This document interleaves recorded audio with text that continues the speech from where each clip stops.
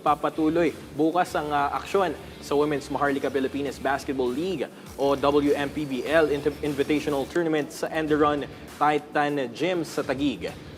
Buena mano ang bakbakan sa pagitan ng New Zealand Blue Fire Valkyries at Centro Escolar University Lady Scorpions ganap na alas 4 ng hapon. Kabilang ang Blue Fire Valkyries sa mga kabunang namamayagpag sa liga matapos makalikom ng kartadang 2 wins and 1 loss.